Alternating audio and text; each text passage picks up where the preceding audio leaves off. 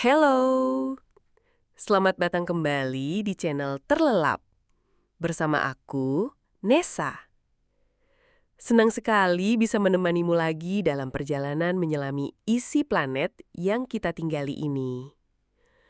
Kalau kamu menikmati perjalanan ini, jangan lupa tinggalkan jejak, like, subscribe, atau komentar. Karena di sini, setiap cerita punya lapisan. Dan setiap lapisan menunggu untuk ditemukan. Sekarang, cukup pasang headsetmu atau nyalakan speakermu. Turunkan resolusi videomu serendah mungkin. Hemat datamu. Pejamkan mata dan biarkan imajinasi berdampingan dengan ilmu pengetahuan. Membelah planet ini, lapisan demi lapisan. Di episode-episode sebelumnya, kita telah melakukan perjalanan imajiner menembus inti terdalam bumi. Kita berkenalan dengan kerak bumi, tempat kita berpijak. Lalu kita menyelam lebih dalam ke mantel yang panas dan kental. Sampai akhirnya tiba di pusat planet ini. Inti luar yang cair dan inti dalam yang padat dan solid. Tapi hari ini, fokus kita bukan lagi ke dalam, melainkan ke atas, ke permukaan bumi. Tempat yang kita sebut rumah. Tempat yang tampak kokoh dan stabil. Namun sesungguhnya, itu hanya ilusi. Bumi tidaklah diam. Ia terus bergerak, bergeser, berubah. Dalam skala waktu yang jauh dari jangkauan indera kita. Dan dasar ilmiah yang membantu kita memahami semua pergerakan kolosal ini adalah teori tektonik lempeng. Singkatnya, teori ini menyatakan lapisan terluar bumi yang kaku, yang disebut litosfer, telah pecah menjadi beberapa bagian besar. Seperti cangkang telur yang retak. Bagian-bagian litosfer ini, yang kita sebut lempeng tektonik, mengapung di atas mantel bumi yang lebih panas dan lebih lunak. Mereka telah bergerak, terus bergerak, tanpa henti, selama miliaran tahun. Tapi, seberapa cepat gerakannya? Sangat lambat. Hanya sekitar 10 hingga 160 mm per tahun. Bayangkan kuku jari yang tumbuh perlahan, atau rambut yang memanjang tanpa terasa. Begitulah gerakan lempeng-lempeng ini. Namun, justru gerakan lambat inilah yang menjadi motor penggerak dari hampir semua peristiwa geologi besar di planet ini. Pegunungan Himalaya yang menjulang, letusan dahsyat di cincin api Pasifik, dan palung laut terdalam di dasar samudra. Semuanya terjadi di garis batas. Tempat lempeng-lempeng ini bertemu, bergesekan, dan bertabrakan. Dan dari sini, kita masuk ke satu pemahaman penting. Akumulasi dan pelepasan energi di batas lempeng bukanlah keanehan, bukan pengecualian. Itu adalah proses geologi yang alami, normal, fundamental, dan terus berlangsung. Ia adalah cara kerja mesin internal bumi. Artinya, bahaya geologi seperti gempa bumi bukan soal kemungkinan, tapi soal kepastian. Dan ketika kita menyadari ini, cara kita memandang resiko pun berubah. Pertanyaannya bukan lagi apakah akan ada gempa besar, tapi kapan dan seberapa parah. Inilah perubahan dari kata jika menjadi kapan. Dan perubahan ini menuntut kita untuk lebih waspada, lebih siap, lebih memahami bahwa ancaman ini nyata dan sedang menunggu saatnya. Di antara berbagai jenis interaksi lempeng, ada satu jenis yang menghasilkan gempa bumi paling kuat dan paling merusak di planet ini. Interaksi ini terjadi di sebuah wilayah yang disebut zona subduksi. Apa itu zona subduksi?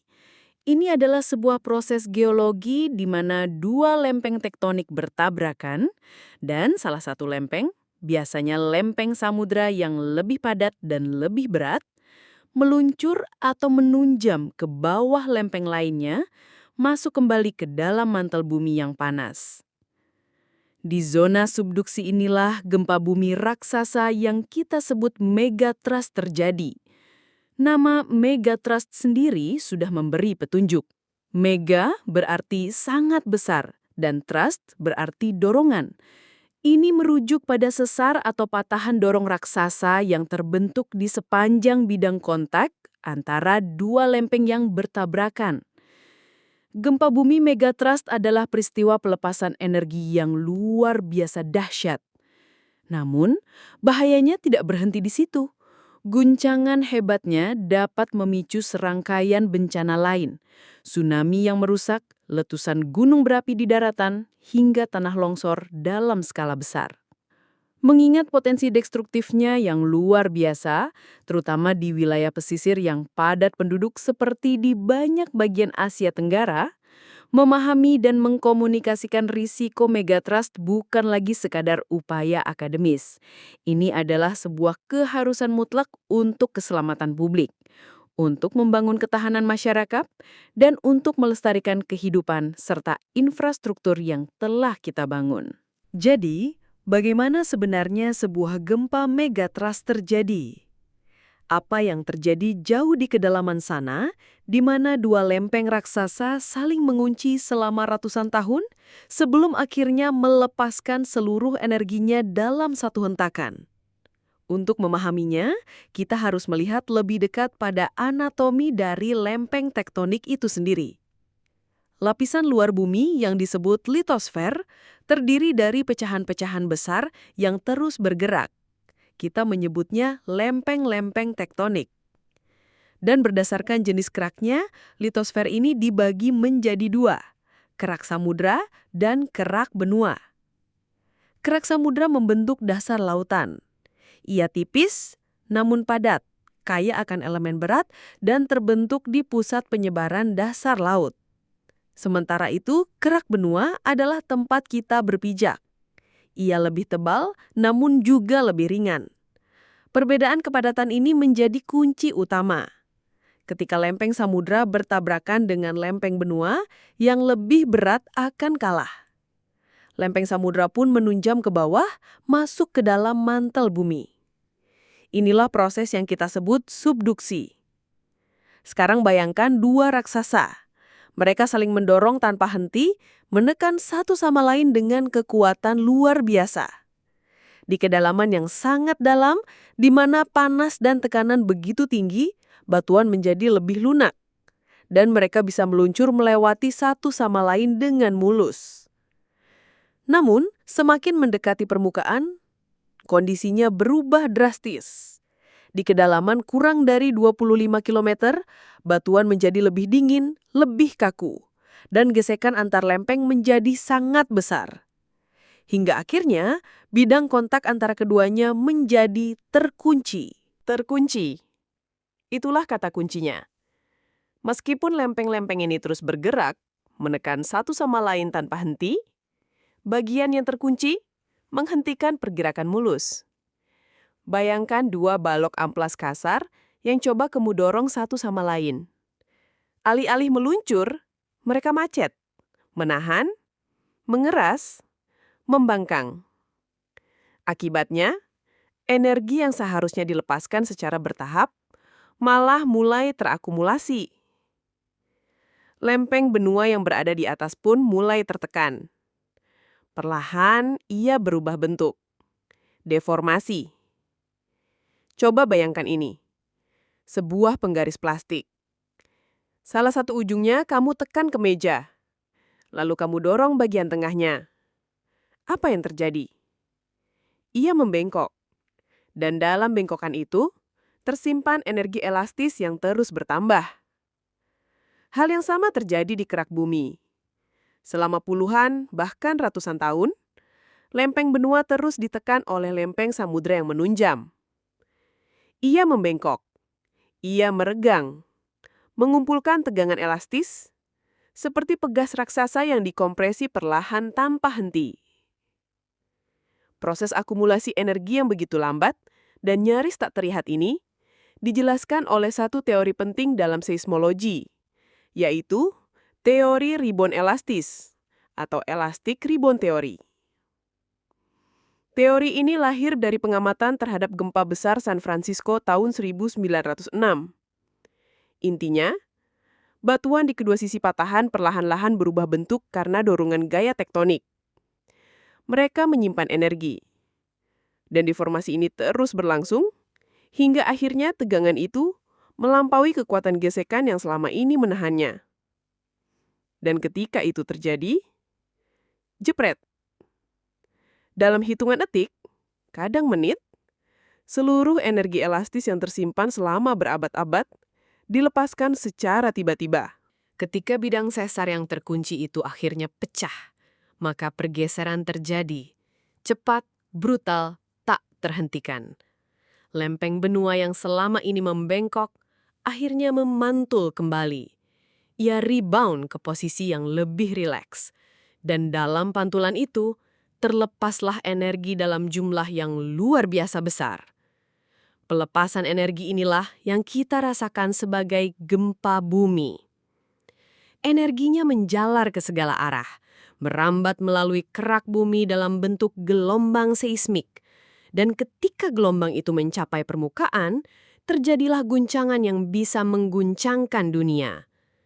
Namun yang paling mencengangkan bukan hanya kekuatannya, tapi juga kecepatan waktunya. Energi yang dikumpulkan perlahan selama ratusan tahun, dengan kecepatan hanya beberapa sentimeter per tahun, bisa dilepaskan dalam hitungan detik atau menit. Inilah disparitas waktu yang sering tak kita sadari. Dan justru karena itu, sangat penting untuk kita pahami. Ketiadaan gempa besar dalam 1 atau 2 generasi manusia bukan berarti wilayah itu aman. Sebaliknya, bisa jadi wilayah itu sedang menabung tekanan, menyimpan potensi kehancuran yang jauh lebih besar, menunggu waktu, menunggu titik patah. Inilah yang disebut siklus gempa bumi, siklus yang harus kita pahami dan komunikasikan demi keselamatan. Tapi, apa yang terjadi jika pelepasan energi kolosal ini terjadi bukan di darat, melainkan di bawah laut? Saat lempeng benua memantul kembali, ia tak hanya mengubah dirinya, ia juga mendistorsi dasar laut. Dengan tiba-tiba dan dalam skala yang sangat luas. Sebagian dasar laut bisa naik beberapa meter, sebagian lainnya turun. Dan perubahan vertikal ini mendorong seluruh kolom air di atasnya. Bayangkan, kamu berdiri di tepi kolam renang. Lalu, tiba-tiba, kamu mengangkat lantainya dari bawah. Apa yang terjadi? Air di atasnya terdorong ke atas. Dan terciptalah gelombang. Hal yang sama terjadi di samudra. Tapi kali ini, dalam skala yang tak terbayangkan oleh pikiran manusia. Dorongan vertikal dasar laut inilah yang melahirkan tsunami. Gelombang raksasa ini menjalar ke segala arah, meninggalkan pusat gempa dan melintasi samudra dengan kecepatan luar biasa. Ratusan kilometer per jam, setara dengan kecepatan sebuah pesawat jet. Di laut dalam, gelombang ini mungkin hanya setinggi 1 meter. Tenang, hampir tak terlihat. Namun jangan tertipu. Begitu ia mendekati perairan dangkal, kecepatannya melambat, tapi energi yang dibawanya tetap sama. Dan karena energi itu tidak bisa lagi bergerak ke depan, ia naik ke atas. Gelombang yang tadinya jinak berubah menjadi dinding air raksasa yang siap menyapu apapun yang ada di darat. Inilah rantai bencana. Gempa bumi megatrust dan tsunami bukanlah dua peristiwa yang kebetulan datang bersamaan. Mereka adalah bagian dari satu sistem ancaman yang saling berkaitan. Guncangan gempa bisa menghancurkan rumah, jembatan, dan infrastruktur. Namun seringkali, justru tsunami-lah yang membawa kehancuran paling besar, paling luas, paling mematikan. Terutama di wilayah pesisir.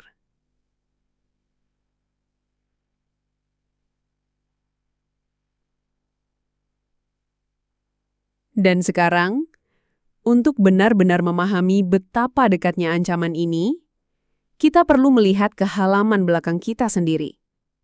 Tepat di wilayah kita, terbentang salah satu sistem sesar paling aktif dan paling berbahaya di dunia. Megatrust Sunda. Sistem ini membentang sejauh 5.500 km. Dimulai dari utara, di lepas pantai Myanmar, menyusuri sisi barat daya Pulau Sumatera, melanjutkan ke selatan Pulau Jawa dan Bali, dan baru berakhir dekat Australia. Skala megatrust Sunda yang begitu besar, ditambah tingkat aktivitasnya yang tinggi, membuatnya mampu menghasilkan gempa bumi dengan magnitudo 9.0 atau lebih. Dan ketika itu terjadi, tsunami yang menyertainya bisa mencapai ketinggian puluhan meter. Puluhan meter air yang bergerak dengan kekuatan menghancurkan. Dan ya, kita sudah pernah menyaksikan kekuatannya. Tanggal 26 Desember 2004. Hari itu terukir dalam ingatan kolektif kita. Gempa bumi dan tsunami Samudra Hindia. Segmen raksasa dari Megatrust Sunda sepanjang 1.200 hingga 1.300 km pecah. Dalam satu kejadian, gempa berkekuatan antara 9.1 hingga 9.3 magnitudo melepaskan energi setara puluhan ribu bom atom. Energi itu memicu tsunami dahsyat yang menewaskan lebih dari 227.000 orang di berbagai negara. Namun, cerita itu belum selesai. 3 bulan kemudian, 28 Maret 2005, terjadi lagi sebuah gempa besar, gempa Nias Simeulue. Magnitudonya 8.6. Segmen patahannya 300 km panjangnya, tepat di selatan dari segmen yang pecah tahun 2004.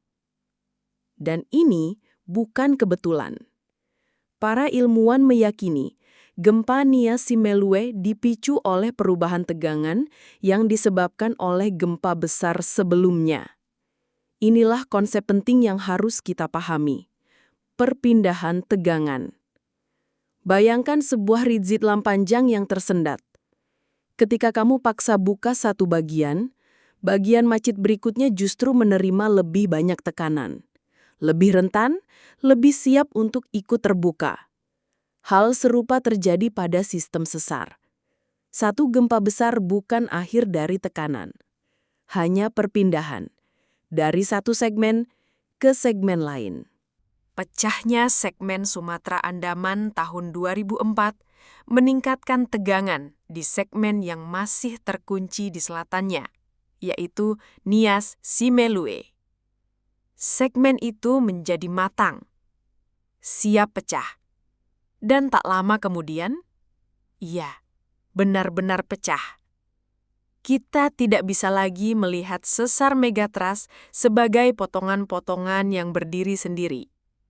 Karena faktanya, seluruh sistem ini adalah satu jaringan raksasa yang saling terhubung.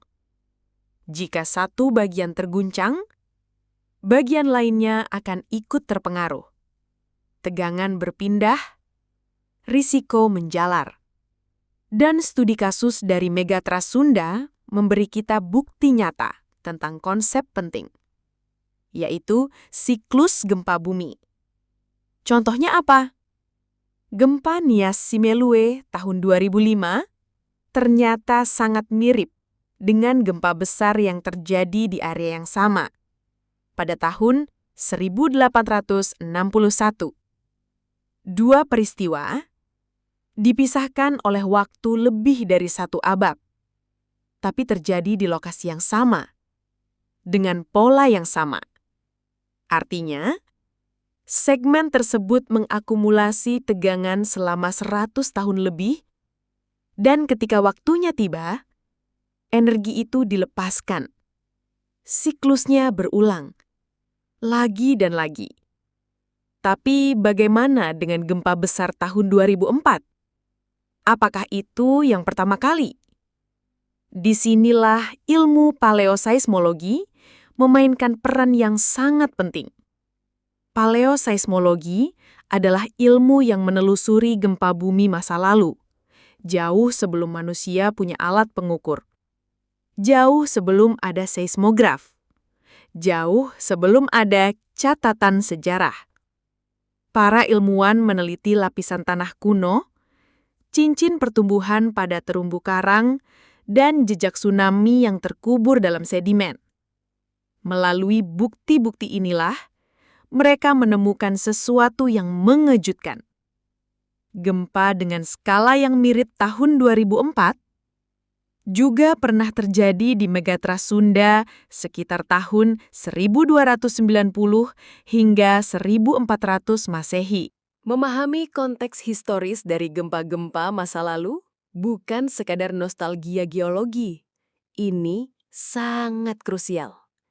Ia memberi kita perspektif jangka panjang tentang interval pengulangan gempa raksasa, sebuah wawasan penting bagi perencanaan kota, pengembangan infrastruktur, dan pendidikan publik yang mempertimbangkan peristiwa yang mungkin hanya terjadi sekali dalam beberapa generasi. Namun, satu hal yang menarik dari Megathrust Sunda adalah ini.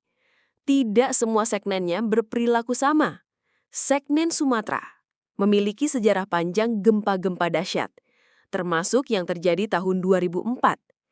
Tapi segmen Jawa, meskipun tergolong aktif, hanya mengalami sejumlah kecil gempa besar, dan magnitudo maksimum yang pernah tercatat kurang dari 8.0.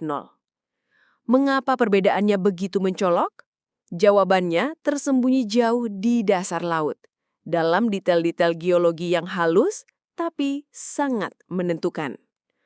Kunci utamanya terletak pada usia kerak samudra yang menunjam, dan sifat-sifat termal atau panas dari lempeng itu sendiri. Di lepas pantai Sumatera, kerak samudra yang menunjam ke bawah lempeng benua tergolong muda dan panas. Dan karena sifatnya yang lebih panas, kerak ini bersama mineral-mineral di dalamnya berperilaku sangat berbeda di bawah tekanan ekstrim. Salah satu mineral utama yang berperan dalam proses ini adalah serpentin. Dalam kondisi dingin, serpentin adalah mineral yang kuat, tahan tekanan, tahan gesekan. Namun, di zona subduksi Sumatera, suhu yang tinggi mengubahnya menjadi bentuk lain yang disebut antigorit. Dan antigorit jauh lebih lemah. Transformasi ini menciptakan sesuatu yang bisa kita bayangkan sebagai semacam pelumas alami di antara dua lempeng yang bertabrakan. Dan hasilnya, lebih mudah bagi sesar untuk pecah. Lebih besar kemungkinan terjadinya gempa dalam skala yang sangat besar. Zona tempat gempa bumi dapat terjadi, yang disebut zona seismogenik, di lepas pantai Sumatera sangat luas. Bisa mencapai lebar sekitar 200 km, membentang dari dasar laut hingga kedalaman sekitar 60 km. Area yang begitu lebar dan licin memungkinkan terjadinya patahan kolosal, seperti yang terjadi dalam gempa dahsyat tahun 2004. Sekarang, mari kita bandingkan dengan kondisi di lepas pantai Jawa. Di sini, kerak samudra yang menunjam jauh lebih tua dan jauh lebih dingin. Karena temperaturnya lebih rendah, reaksi metamorfik yang melemahkan mineral serpentin tidak terjadi. Serpentin tetap kuat, tidak berubah menjadi antigorit. Dan karena itu, sesar megatrust di segmen Jawa cenderung lebih kuat, lebih terkunci, lebih sulit untuk pecah. Zona seismogeniknya pun jauh lebih sempit, kurang dari 50 km lebarnya, dan hanya terbatas pada kedalaman yang lebih dangkal. Artinya apa? Area tempat potensi patahan bisa terjadi jauh lebih kecil, sehingga energi yang bisa terakumulasi dan dilepaskan tidak akan sebesar segmen Sumatera. Kontras antara Sumatera dan Jawa ini bukan sekadar perbedaan deskriptif. Ini adalah perbedaan mendalam yang bersifat kausal. Variasi kecil dalam suhu dan komposisi mineral di kedalaman bumi dapat mengubah sifat gesekan sesar secara fundamental. Dan perbedaan ini menentukan nasibnya. Apakah ia akan menghasilkan gempa episodik raksasa atau justru melepaskan energi lewat pergeseran lambat tanpa guncangan yang terasa sama sekali? Semua ini menyoroti satu hal penting, bahwa bahaya seismik bersifat sangat lokal dan spesifik. Dan karena itu, pendekatan satu ukuran untuk semua dalam mitigasi bencana tidak akan pernah cukup. Strategi mitigasi yang efektif tidak bisa bersifat generik. Ia harus dilokalisasi dan dibentuk berdasarkan pemahaman geofisika yang mendetail tentang karakter unik dari setiap segmen sesar. Namun ketika pemahaman ilmiah kita semakin dalam, kita justru dihadapkan pada tantangan berikutnya yang tak kalah penting, yaitu bagaimana cara kita mengkomunikasikan semua pengetahuan ini kepada masyarakat luas? Pengetahuan tentang risiko, tentang ketidakpastian, tentang makna dan dampaknya. Mungkin terdengar sederhana. Beri saja masyarakat lebih banyak fakta, lebih banyak data, lebih banyak informasi. Logikanya, jika orang tahu, mereka akan bersiap, mereka akan bertindak. Tapi kenyataannya tidak semudah itu. Pendekatan seperti ini disebut para ahli sebagai model defisit informasi. Sebuah pendekatan yang berasumsi bahwa manusia adalah wadah kosong yang hanya perlu diisi dengan pengetahuan, lalu semuanya akan beres. Tapi itu adalah asumsi yang keliru. Manusia tidak memproses informasi dengan cara seperti komputer. Kita bukan mesin logika. Ketika kita mendengar tentang sebuah risiko, kita tidak hanya melihat datanya. Kita menyaringnya melalui pengalaman pribadi, melalui nilai-nilai budaya, melalui cerita-cerita masa kecil, dan model mental yang sudah terbentuk lama sebelumnya. Dan disinilah letak jurangnya. Cara ilmuwan berbicara berfokus pada presisi, data, dan logika. Tapi, cara masyarakat mendengar berfokus pada makna pribadi dan emosional. Jadi, komunikasi risiko yang efektif tidak bisa hanya menjadi transmisi satu arah, bukan hanya menyampaikan, tapi juga mendengarkan. Ia harus menjadi dialog yang empatik, yang mengakui cara berpikir, cara merasakan, dan cara menaksirkan dunia oleh audiensnya. Ini membawa kita pada pertanyaan berikutnya. Apa sebenarnya yang membentuk persepsi kita terhadap risiko, seperti risiko gempa megatrust? Ternyata, persepsi risiko tidak sesederhana grafik atau data statistik. Ia adalah sesuatu yang multifasep, dipengaruhi oleh berbagai lapisan, jauh melampaui angka-angka objektif. Beberapa faktor utama yang membentuknya. Pertama, karakteristik ilmiah dari risiko itu sendiri. Seberapa besar dampaknya? Seberapa sering terjadinya? Kedua, faktor informasi. Dari mana kita tahu tentang risiko ini? Apakah sumbernya terpercaya? Atau bagaimana media meliputnya? Ketiga, faktor pribadi.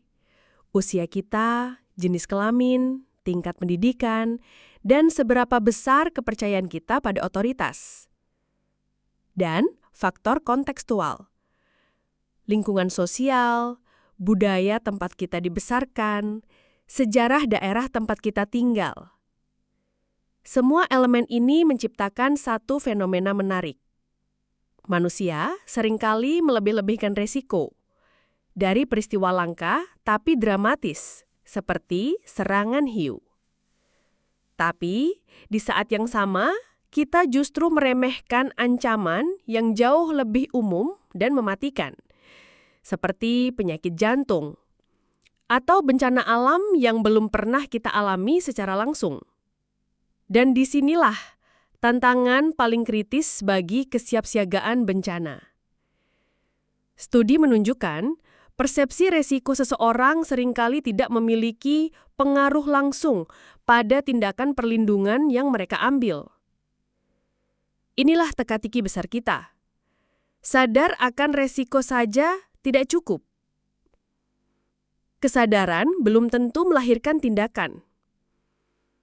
Selalu ada jurang pemisah antara apa yang kita tahu dan apa yang benar-benar kita lakukan. Pertanyaannya, mengapa jurang ini ada? Jawabannya terletak pada hambatan kognitif dan emosional yang secara tidak sadar mempengaruhi perilaku kita. Ketika kita dihadapkan pada bayangan tentang bencana, reaksi pertama kita bukanlah logika, tapi emosi. Dan itu adalah hal yang sangat wajar. Ketakutan, kecemasan, kesedihan, atau bahkan perasaan tidak berdaya. Respons emosional ini adalah bagian dari diri kita sebagai manusia. Namun sayangnya, ia bisa mengganggu kemampuan kita untuk berpikir jernih, untuk fokus, dan untuk mengambil keputusan yang rasional. Di saat yang sama, pikiran kita juga memiliki mekanisme pertahanan internal yang disebut bias kognitif. Kita mungkin berkata, itu tidak akan terjadi di sini. Suatu bentuk penyangkalan.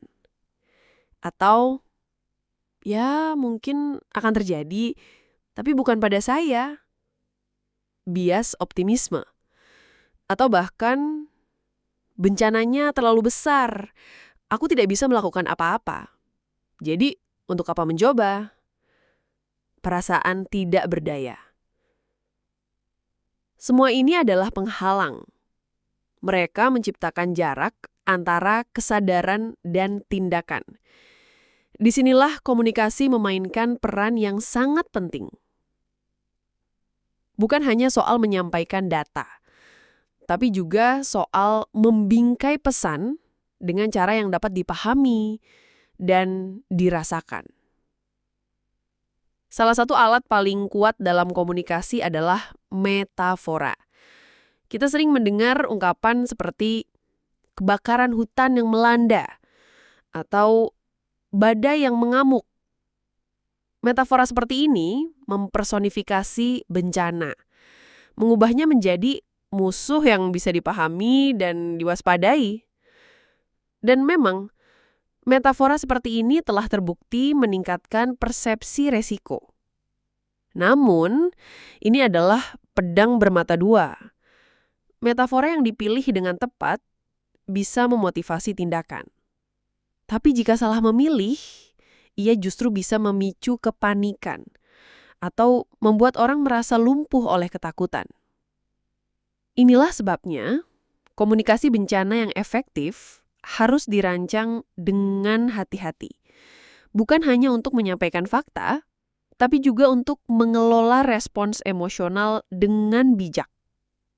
Tantangannya, menggunakan kekuatan narasi untuk mendorong tindakan tanpa menyebabkan ketakutan yang berlebihan.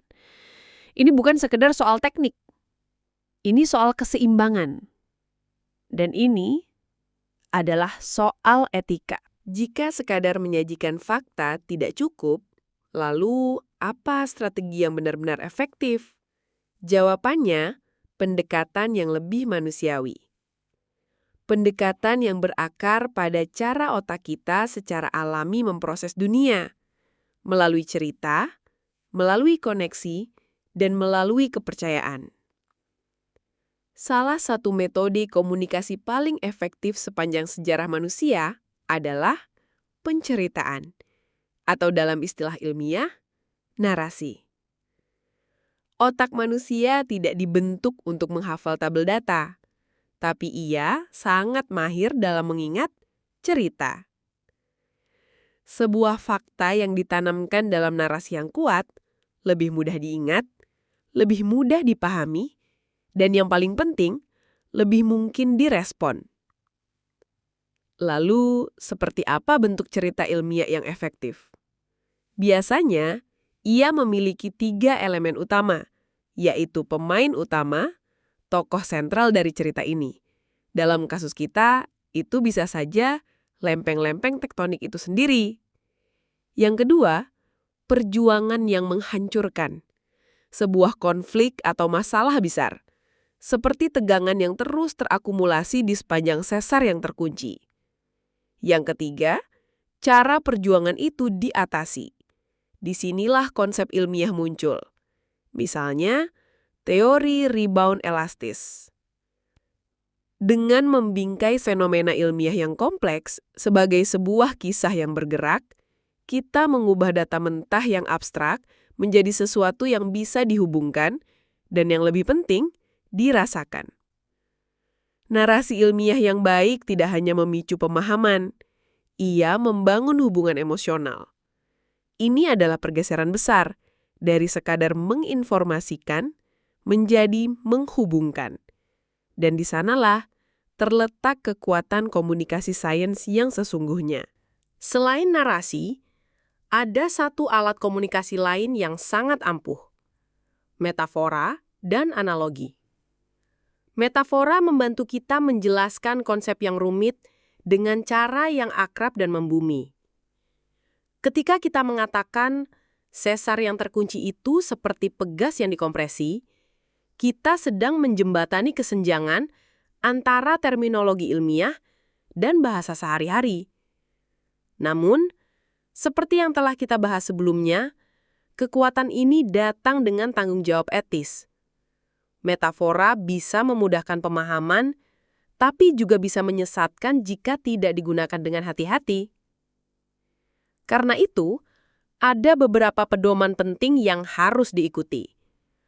Metafora harus sesuai dengan fakta ilmiah terkini. Jangan mengorbankan akurasi demi dramatisasi.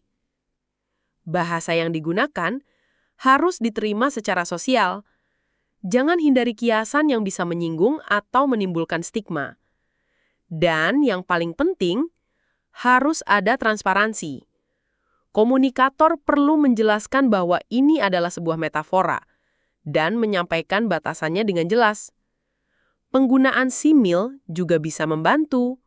Mengatakan X seperti Y lebih aman daripada menyatakan X adalah Y. Nah, tapi dari semua tandangan komunikasi ilmiah, mungkin yang paling sulit adalah ini. Mengkomunikasikan ketidakpastian. Karena kenyataannya, ilmu pengetahuan jarang memberikan jawaban hitam putih. Selalu ada tingkat ketidakpastian. Selalu ada margin kesalahan. Selalu ada hal-hal yang belum sepenuhnya kita pahami. Dan karena itu, banyak ilmuwan, mungkin dengan niat baik, seringkali ragu untuk membicarakan ketidakpastian ini. Mereka khawatir, aku akan terdengar tidak yakin. Orang mungkin akan kehilangan percaya. Bagaimana kalau aku justru dianggap tidak tahu apa-apa? Namun, penelitian menunjukkan sesuatu yang mengejutkan. Keterbukaan tentang ketidakpastian tidak merusak kepercayaan. Sebaliknya, justru menumbuhkan kepercayaan. Karena kepercayaan bukan dibangun dari kesan selalu tahu, tapi dari kejujuran dan kerendahan hati ilmiah. Inilah yang membuat komunikasi resiko benar-benar berhasil. Bukan karena kita menjanjikan kepastian, tapi karena kita jujur tentang ketidakpastian dan tetap hadir untuk membimbing. Jika audiens mempercayai komunikator, mereka jauh lebih mungkin untuk menerima informasi yang bernuansa, yang kompleks, dan yang mencakup apa yang belum kita ketahui. Karena dalam dunia sains, yang belum kita ketahui seringkali sama pentingnya dengan apa yang kita tahu. Strategi untuk menyampaikan ketidakpastian secara efektif mencakup menggunakan istilah yang jelas dan mudah dipahami, menghindari jargon teknis yang bisa membingungkan, dan secara terbuka menjelaskan batasan-batasan dari setiap temuan atau prediksi yang ada. Keterbukaan ini menciptakan ruang bagi kepercayaan, ruang bagi dialog, dan ruang bagi kerjasama. Semua ini membawa kita pada pilar terakhir dari komunikasi resiko yang benar-benar efektif, yaitu etika. Terutama dalam konteks bencana, yang syarat dengan trauma, kehilangan, dan ketidakpastian. Etika komunikasi bukan hanya tentang apa yang kita katakan, tapi juga bagaimana kita mengatakannya, dan hubungan seperti apa yang kita bangun dalam prosesnya. Ada 3 prinsip utama yang membentuk fondasi komunikasi yang etis. 1. Membangun kepercayaan dan hubungan. Ini bukan komunikasi satu kali. Ini tentang membangun hubungan jangka panjang dengan komunitas, dengan dasar saling menghormati dan keterbukaan. 2. Menghormati individu. Jangan membingkai masyarakat sebagai korban atau pahlawan satu dimensi. Berikan ruang bagi cerita mereka yang utuh, yang kompleks, yang bernuansa. Dan 3, mengadopsi pendekatan yang berbasis trauma. Sadarilah, bencana bisa meninggalkan luka emosional yang dalam. Komunikasi harus membantu menyembuhkan, bukan justru membuka kembali luka lama. Dan satu hal yang sangat penting, hindari pemicuan ketakutan yang berlebihan. Pesan yang menyoroti risiko memang bisa membuat orang tergerak. Tapi, jika disampaikan tanpa harapan, ia justru bisa membuat orang menyerah. Maka dari itu, imbangi dengan pesan efikasi, yaitu informasi yang konkret tentang tindakan nyata yang bisa dilakukan untuk mengurangi risiko. Karena pada akhirnya, yang paling efektif bukanlah rasa takut, tapi rasa mampu. Rasa bahwa meskipun ancamannya nyata, kita tidak sendirian. Kita tahu apa yang harus dilakukan. Dan kita punya kekuatan untuk bertindak. Memberitahu orang bahwa ada bahaya tanpa memberitahu apa yang bisa mereka lakukan hanya akan menciptakan rasa takut dan ketidakberdayaan. Sebaliknya, memberitahu tentang bahaya dan memberdayakan mereka dengan solusi nyata adalah kunci untuk memotivasi tindakan yang berarti. Semua strategi ini menunjukkan sebuah pergeseran fundamental dalam cara kita memandang komunikasi sains dan risiko. Dari model lama, transmisi satu arah, kaku, dan teknokratis, menuju model baru, dialog dua arah yang partisipatif, empatik, adaptif, dan etis. Sekarang, pertanyaannya, bagaimana kita menerapkan semua prinsip ini untuk meningkatkan literasi bencana dan kesiapsiagaan di wilayah yang sangat rentan, seperti Asia Tenggara? Faktanya, upaya ke arah itu sudah ada. Terdapat berbagai kerangka kerja regional, inisiatif kebijakan, dan platform akademik yang secara khusus didedikasikan untuk mitigasi bencana. Tapi, tantangan besar masih membayangi. Salah satunya, banyak pendekatan yang masih bersifat top-down, datang dari pusat menuju pinggiran, dibuat dari ruang rapat, bukan dari tanah lapang. Hasilnya, kurang peka terhadap beragam kebutuhan komunitas lokal, kurang mampu menyentuh konteks hidup yang nyata, dan terlalu sering gagal membangun rasa kepemilikan. Untuk benar-benar menjembatani kesenjangan ini, beberapa rekomendasi strategis menjadi sangat penting. Komunikasi yang disesuaikan secara budaya. Pesan harus dirancang dengan spesifik, selaras dengan nilai, bahasa, dan pengalaman lokal. Pendekatan satu ukuran untuk semua tidak akan pernah cukup. Pendidikan berbasis narasi. Gunakan kekuatan cerita secara sistematis. Integrasikan anekdot, metafora, dan pengalaman lokal untuk menjadikan informasi ilmiah lebih dapat diakses dan dirasakan. 3. Mendorong dialog komunitas. Komunikasi harus menjadi jalan dua arah. Bukan sekadar menyampaikan, tapi juga mendengarkan. Ajak masyarakat bertanya. Tanggapi umpan balik mereka. Karena kejelasan dan kepercayaan lahir dari partisipasi aktif. 4. Integrasi pengetahuan lokal. Jangan pisahkan ilmu pengetahuan dari kearifan yang telah hidup berabad-abad. Sistem pengetahuan adat, mekanisme tradisional penanggulangan bencana, dan pengalaman komunitas lokal harus dihadirkan dan dihargai dalam kampanye kesiapsiagaan resmi. Semua rekomendasi ini menunjukkan sebuah pergeseran paradigma yang signifikan.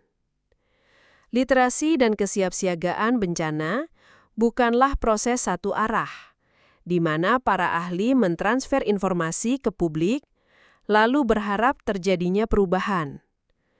Sebaliknya, ia dicapai dengan membangun pemahaman bersama, dengan merancang strategi bersama, dengan menghidupkan kepemilikan bersama atas resiko dan solusinya. Ini melibatkan penghargaan terhadap pengetahuan lokal, setara dengan keahlian ilmiah, bukan salah satu di atas yang lain, tetapi keduanya sebagai sekutu dalam mitigasi. Ini menuntut kehadiran yang tulus, partisipasi yang otentik, bukan kunjungan singkat, tapi komitmen jangka panjang untuk tumbuh bersama. Dan yang paling penting, ini adalah tentang menciptakan komunikasi yang memicu tindakan kolektif, bukan sekadar rasa takut. Komunikasi yang menghidupkan agensi, yang menumbuhkan rasa mampu, dan yang pada akhirnya mengarah pada komunitas yang lebih tangguh dan lebih mandiri. Ini membawa kita pada akhir dari perjalanan kita hari ini, namun bukan akhir dari cerita ini. Apa yang telah kita pelajari adalah bahwa pengurangan risiko bencana yang efektif, khususnya untuk gempa bumi megatrust dan tsunami, tidak bisa berdiri di atas satu fondasi saja. Ia bergantung pada interaksi yang mendalam antara dua dunia, yaitu dunia geofisika dan pemodelan bumi yang kompleks, dan dunia komunikasi ilmiah yang empatik, etis, dan manusiawi. Tektonik lempeng yang terus bergerak adalah bagian tak terelakkan dari dinamika planet ini. Bahaya yang muncul darinya bukan hal yang bisa kita hindari. Tapi bagaimana kita meresponsnya, itulah yang bisa kita pilih. Dan pilihan itu harus berpijak pada kesiapsiagaan yang berkelanjutan. Bukan hanya reaksi spontan setelah semuanya terjadi. Narasi dan metafora adalah alat yang sangat ampuh untuk menerjemahkan konsep ilmiah yang kompleks menjadi sesuatu yang bisa dirasa, bukan hanya dipahami. Namun, Daya tariknya datang dengan tanggung jawab etis. Karena setiap kata, setiap gambaran, setiap analogi punya kekuatan untuk membentuk atau menyimpangkan cara publik memahami kenyataan. Begitu pula dengan ketidakpastian ilmiah. Sering dianggap sebagai kelemahan, padahal justru di sanalah letak kekuatan komunikasi yang jujur. Transparansi tentang ketidakpastian bukan merusak percayaan, tetapi membangunnya. Ia membuka ruang untuk pengambilan keputusan yang lebih terinformasi, bahkan di tengah pengetahuan yang belum lengkap. Dan pada akhirnya, yang kita butuhkan bukan hanya para ahli geologi, bukan hanya pakar komunikasi, tapi kolaborasi lintas disiplin yang menyatukan wawasan dari ilmu bumi, ilmu sosial, budaya, dan humaniora. Sebuah pendekatan yang holistik, peka konteks, dan benar-benar dapat ditindaklanjuti. Tantangan besar kita ke depan adalah ini, bergerak dari pemahaman teoritis ke intervensi nyata yang berdampak. Itu berarti menciptakan sebuah lingkaran umpan balik yang berkelanjutan. Ilmu pengetahuan memberi arah, komunikasi menerjemahkannya ke dalam kehidupan nyata, dan masyarakat merespons, memberi pelajaran untuk kita terus menyempurnakan strategi. Penekanannya harus selalu pada konteks lokal, pada keadilan sosial, dan pada efektivitas nyata di lapangan. Karena solusi yang hanya kuat secara akademis, namun tidak menjawab kebutuhan komunitas paling rentan, adalah solusi yang belum selesai. Memahami planet kita yang gelisah adalah sebuah perjalanan tanpa akhir. Tapi di setiap langkahnya, setiap gempa, setiap penemuan, setiap percakapan, kita selangkah lebih dekat. Bukan untuk mengendalikan alam, tetapi untuk hidup lebih selaras dengannya. Untuk membangun dunia yang tidak hanya tangguh, tapi juga berempati. Dan mungkin lebih bijak. Dan kini, kita telah menapaki sisi lain dari planet ini. Bukan hanya ke dalam lapisan-lapisan fisiknya, tetapi juga ke dalam ketegangan tak kasat mata yang terus terakumulasi di kedalaman. Kita telah memahami bahwa di balik permukaan yang tampak tenang, terdapat kekuatan luar biasa yang suatu saat akan dilepaskan. Terima kasih telah menemani saya dalam penjelajahan luar biasa ini. Menelusuri dunia megatrust, dari batas lempeng yang terkunci, hingga gelombang samudra yang melaju secepat jet. Semoga narasi ini memberi kamu perspektif baru tentang planet yang kita sebut rumah. Tentang bagaimana bumi yang hidup dan terus bergerak ini tidak hanya membentuk lanskap, tetapi juga takdir manusia yang tinggal di atasnya. Kalau ada kekeliruan dalam penyampaian, pengucapan, atau data, aku sangat menghargai jika kamu bersedia memberikan koreksi atau masukan di kolom komentar. Kalau kamu punya topik lain yang ingin dibahas, jangan ragu untuk menuliskannya juga. Aku akan riset dan sampaikan kembali untuk kamu. Aku Nessa, sampai jumpa di penjelajahan berikutnya. Terlelap, tenang, dalam.